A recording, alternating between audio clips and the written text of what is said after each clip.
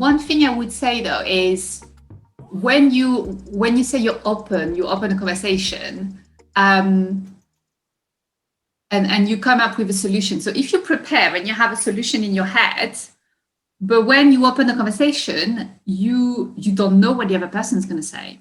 Yeah. You don't know how they feel. You don't know why they've behaved the way they have. And I think that's the part of the conversation that is going to help build that solution.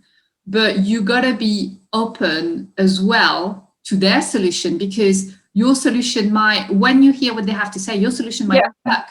And I guess there's a part of listening there that is important. But I really love that. I'm gonna write that down. Eros. It really is, because in my human resources practice as well, whenever we were trying to help with grievances or if there was a grievance, we always ask the employee to say, so what would you like the possible outcome to be? So I do think you have to go in there with a possible outcome, potential outcome, but not have it cemented, because we have to be flexible with what exactly that outcome might be.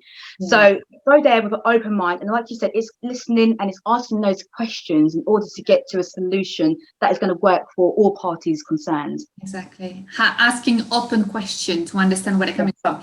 You know, I really wished I knew all of that years ago. I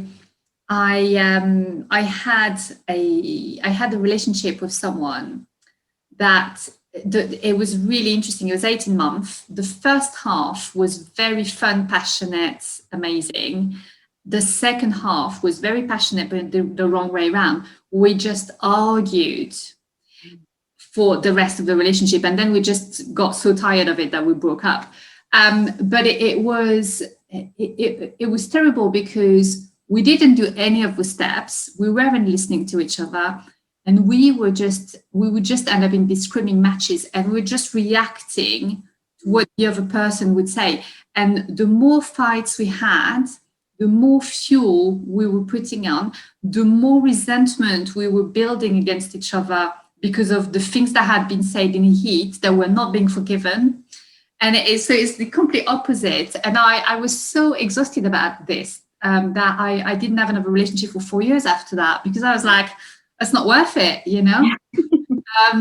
But so I really love all of your advice on this. So we gotta to sum it up, we said you gotta pick your moment. So a moment where the other person is relaxed. You need to go into a place that is calm, where you can have a conversation. Automatically, I was thinking, you know, what that place would be for me would be to go for a walk in nature. Oh yes. I found absolutely. That you're in a super calming environment, or have a calm conversation.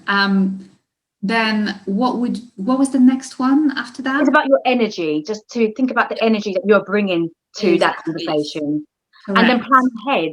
You know, do your best in order to construct conversations where you're coming from an I statement place, not a you finger pointing, blaming type, because nobody wants to have blame put on them. You know, it's because you come forward with a I statements. You know, come from a place of feeling as much as possible. I love that. And then you use the arrows to help you plan the conversation.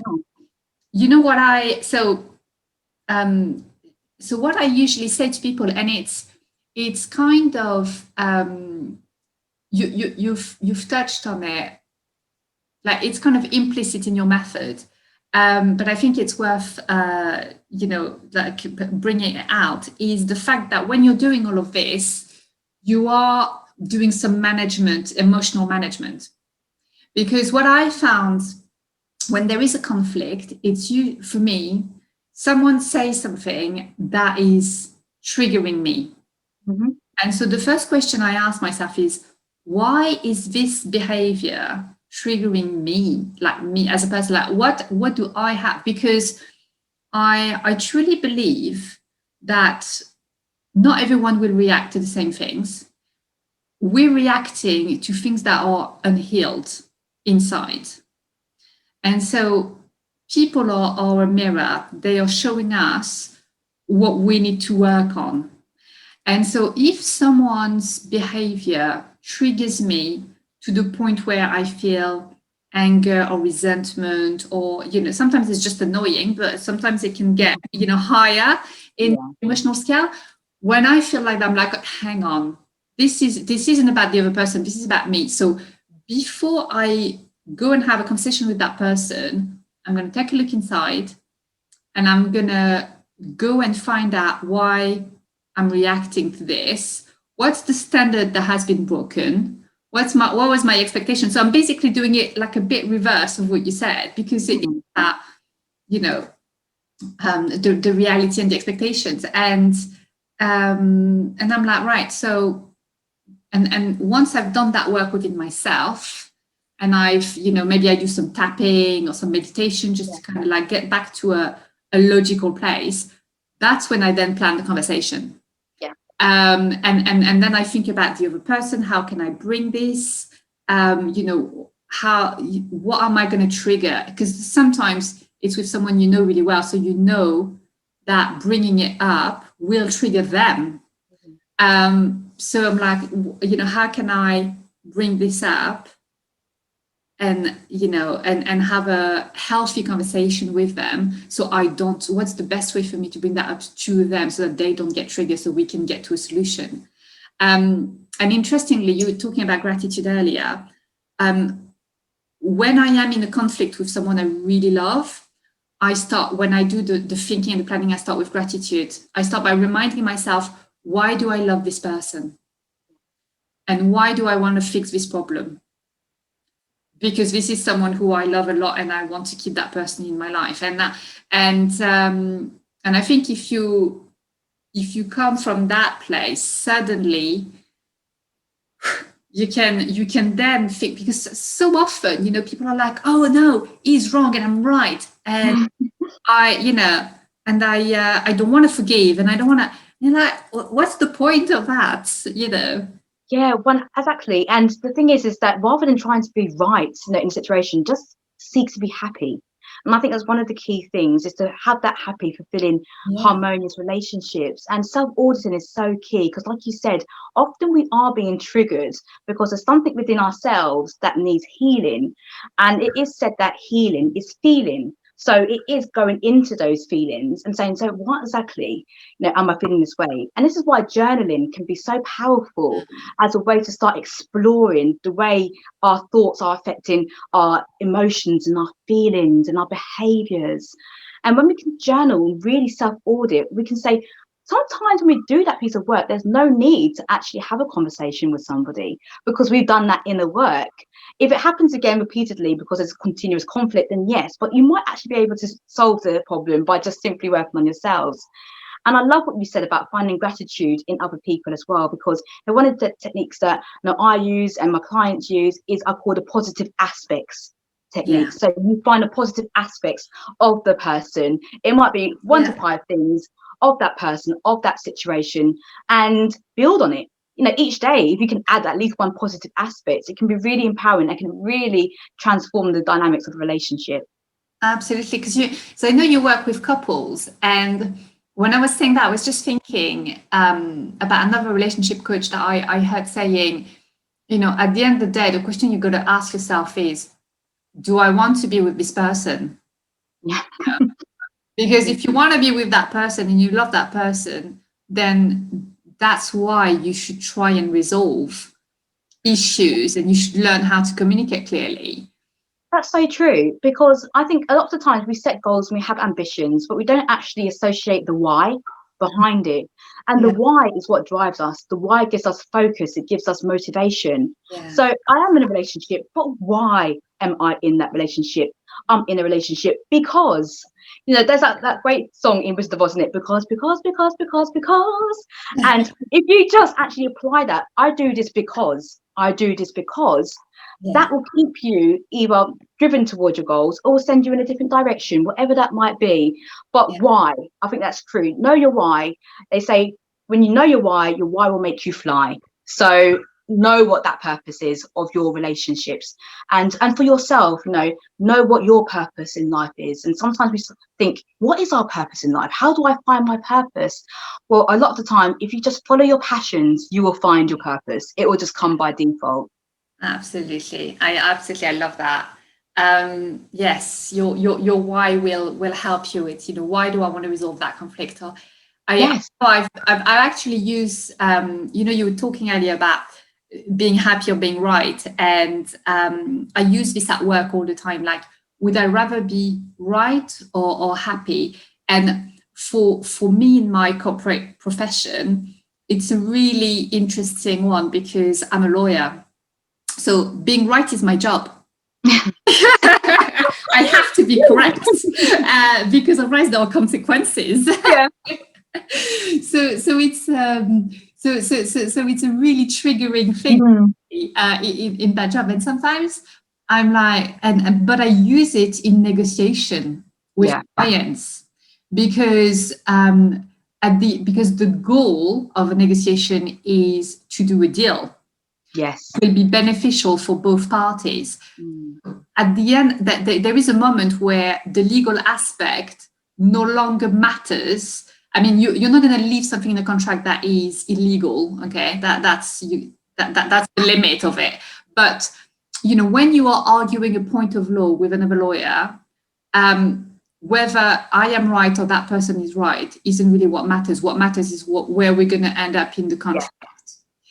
And you see so much ego with lawyers when you're doing contract that you would hate it, or you would laugh at it if you could watch it, if it was videoed. But I was in a situation not very long ago where with another lawyer, and she was very calm until there was a lawyer on the call. So as long as she was talking to people who weren't legally qualified, she was talking to commercial people in my company, she was lovely. The minute there was a lawyer on the call, whether it was me or someone else, she would go very aggressive, like, and citing the, I've seen that actually so many times, lawyers who are quoting the law all the time because they're very insecure, and their way of just poking. And so she started with a bunch of arguments that were completely nonsense. And I challenged her and I was like, look, I give me an example. Because I don't believe that's correct. And she went crazy. So I've put myself on mute. I let her shout for 10 minutes. And at the end of it, I was like, right, so we need to find a solution. How about we do this? So that completely diffused her. So that's the first point. So we agreed on it. Then we moved on to the second. And she did the same thing again. And I was just like, this is nonsense. So at the end, I said, look, I don't think we're going to agree today.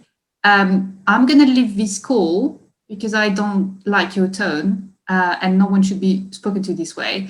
I will email you with what I think you need, that we need to move forward and agree the contract. And so that's what we did. And everyone, and all of I had 10 colleagues, it was so embarrassing, I had 10 colleagues on the call. And they all emailed me afterwards to say, well done, you've handled it so well. She's done this to other people. So they warned me, by the way, that it was coming because they'd seen it happen already. And I came in quite late it was a kind of negotiation that lasted for a month. And and I just said, I made a complaint as well, by the way, because it's like, this is not professional. This is bullying, and it's not. But the reality of what was happening is that person was feeling very insecure. She didn't know the law as well as she was trying to make it sound. So she had no problem talking to people who weren't her equals. But when she had an equal in front of her, she couldn't handle it. It's really, really interesting. So that's where we were talking about earlier. Like, it's about, but because I have complete confidence in my competencies, I didn't get triggered. I was just like, oh, I recognize this behavior. Let's go on mute. Let's have it out. But I could do that but I was very much thinking, do I want to be right or do I want to be happy? Because I know she's wrong. But what I want is to close this deal because we're trying. There's money involved. We need to close the deal. So but it was really interesting, and it's been years of learning to do that, because years ago I would get into a match like, no, I'm right. I know. I'm right. And it doesn't help because it doesn't close the deal. It doesn't. And then also you have to think that you have that lingering energy in you, perhaps afterwards, for a while. and then we have to work on releasing that energy afterwards. So it's about preserving it. And it sounds a bit like there were some hot buttons that was pushed there from the other lady's point of view, maybe a competency hot button or something along those lines. But when you can identify that perhaps you might be pushing somebody's hot button, they don't know it, we can step back and say, okay, no, I'm going to come from a place of, I'm not going to react, I'm going to respond. Yes, absolutely. And it's interesting what you said, because the energy she sent me through the phone was so bad that I had another call afterwards, but I pushed it back for 5 minutes so I could do a meditation. Oh, lovely. Because I didn't want to bring that energy into my next call.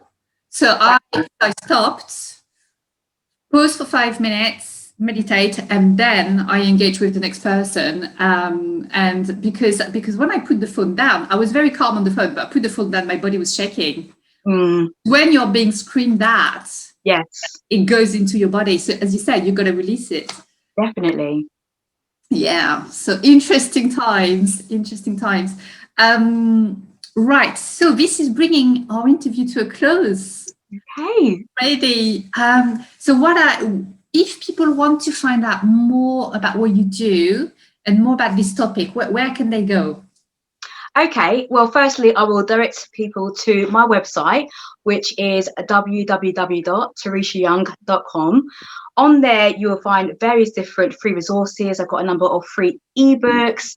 I blog as well each month. So a lot of what we have covered here will be on my website. There's also details on there about my coaching programs, because as we said, I do one-to-one coaching, couple coaching as well. I have a program. I also do some bite-sized coaching. So you can check out the work that I do. And if it resonates with you, maybe we can have a conversation. Also, I am on YouTube. I've got loads of videos on YouTube covering the various different points we've done today and lots more. And my YouTube channel is Teresha Young. And you can also find me on various different platforms under the name of Teresha Young. Facebook, business page, Teresha Young. LinkedIn, Teresha Young. Instagram, Teresha Young. I'm omnipresent. Amazing. as Teresha Young. Well, we will put all of the links below this video. I do highly recommend your YouTube channel. I really like it because you have a sense of humor that you bring into it that makes it reach home very quickly. So I love that. Thank you so much. So what's your ebook? What is it about? So I've got various. There's 4 different ebooks on there. One of them is 10 there's 4 free ebooks. Download them. Send them on to your friends as well. But yes, it's 10 simple ways to strengthen your connection with your partner. I've got various things about nourishing your relationships, nurturing your relationships. I talk about how to be decisive in your relationships as well on there. So definitely do check them out. There's 4 different ebooks that you can download, and I hope that you find them of value. I'm sure people will. That sound great. Thank you so much for staying with us the entire time. Thank you, people, for watching and all of it. I hope that you found it valuable. And if you want to watch more videos, they're going to come up on the screen. And if you haven't subscribed, the button is also going to come up on the screen if you want to, so that you do not miss any future interviews.